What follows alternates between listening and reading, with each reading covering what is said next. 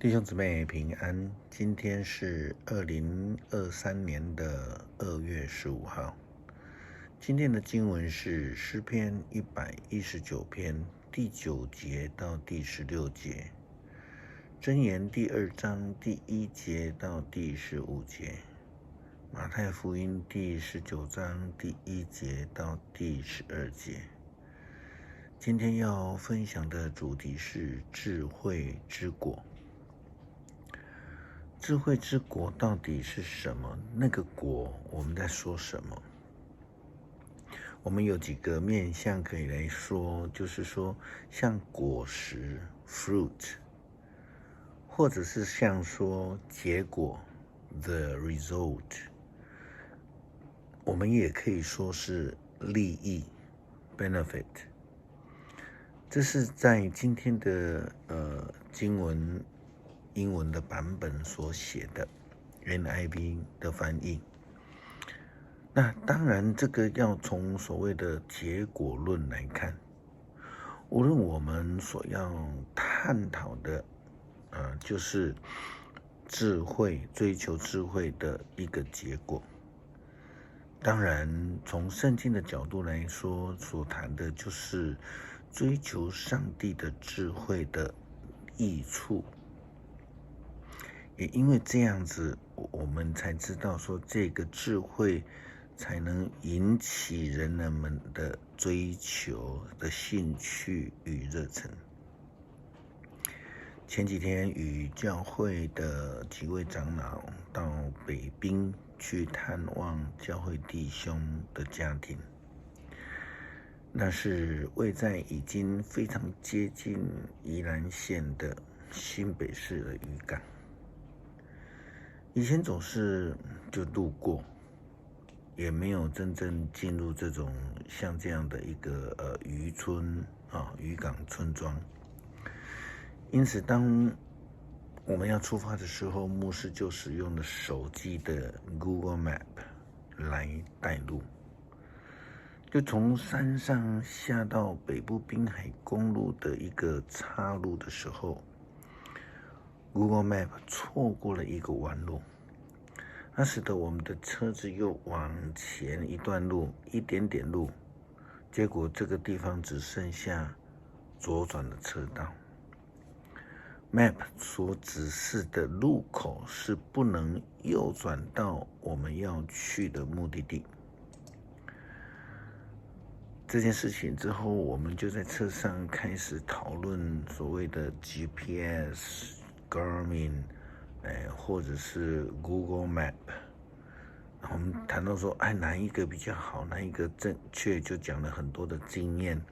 这当中也谈到了一些曾经带错路的一些趣闻。这样的情形就如同人生的道路一样，我们需要用哪一排的呢？是选择 GPS， 选择 Garmin， 选择Google Map， 或者是所谓的 Apple Map。我们所追求的星象牌吗？就是看星星的，或者是道士牌，或是那个拔杯的牌，抽签，或者我们要追求的是上帝呢？哪一项是有智慧的选择，以及选到了稳固的依靠呢？箴言这样的劝勉年轻人要学习我的教导，不可忘记我给你的指示，要听明智的训言，明白它的意义。是的，要追求知识，要寻求领悟，要像寻求银子一样的热心，要搜寻宝藏一样的认真。这样你就会领悟到什么是敬畏上帝，明白什么是认识上帝。因此赐智慧的是上主，知识和悟性都是从他而来。他帮助正直的人，保护诚实的人，他帮助待人公道的人，护卫对他忠诚的人。你若听从我，就会明白什么是诚实、公平、正直，知道什么是你应当做的。你会成为明智的人，而这事会使你欢愉。你的远见会护卫你，悟性会保护你，使你不至于做错事，并使你远离那一些以口舌惹是生非的人，远避那一些背弃正道、生活在黑暗中、喜欢作恶、以邪恶为乐、走弯曲道路、不可信赖的人。我们为什么要追求上帝的智慧？因为上帝才是那真正能够赐下智慧的上帝。追求上帝的智慧，才能够得到上帝的保守，到达真正的人生终极目标去。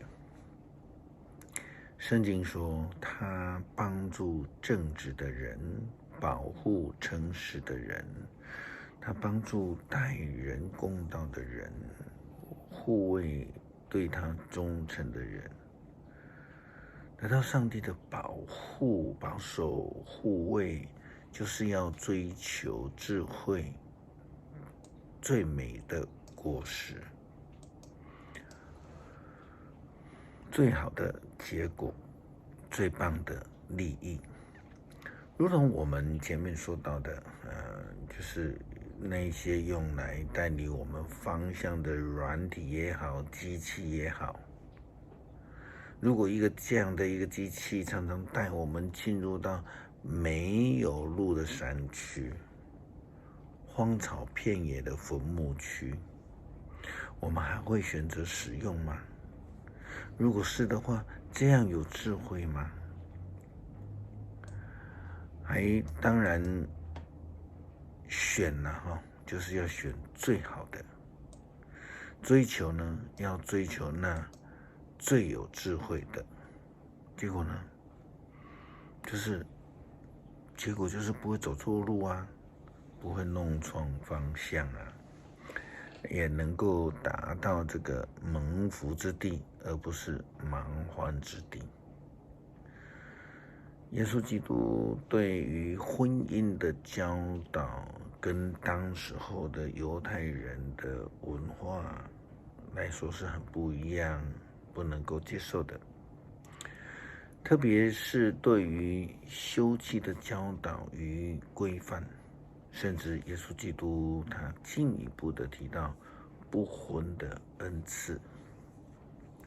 看起来结婚生子仍是当时候社会的主流，但耶稣基督的教导说，不结婚是有恩赐的人，有些人不适合，有些人则是因为人为的因素而不能结婚，更是有人因为天国的关系而不结婚。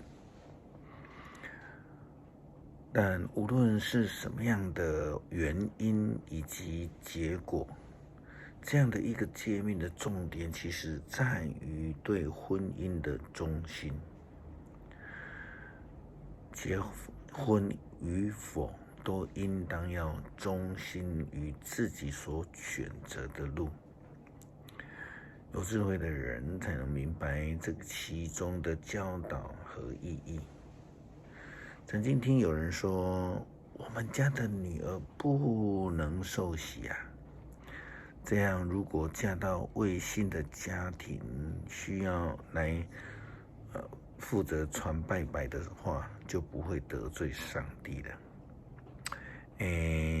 这对吗？这样是智慧的选择跟决定吗？已经认识上帝的人，无论洗不洗礼，一旦他离开这个信仰，那就是违背了上帝，不是吗？重点其实是在于忠心于上帝的恩典赐福。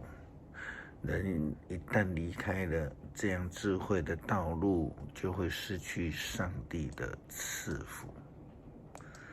诗篇119篇第9节到第16节，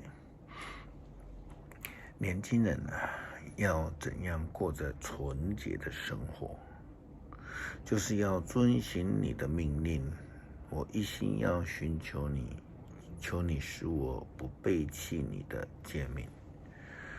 我把你的话存在心里，免得我得罪你。上主，我颂赞你，求你把你的法则教导我。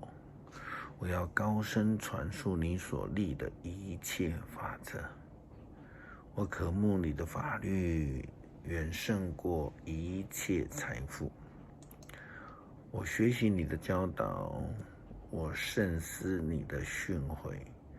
我以你的法律为乐，我不忘记你的命令。恳求上帝帮助我们懂得追求智慧，因为智慧是让我们能够走在上帝的正确道路上面，达到蒙福之地。感谢上帝的恩典，让我们能够在追求、祷告，奉主耶稣基督的圣名求，阿们。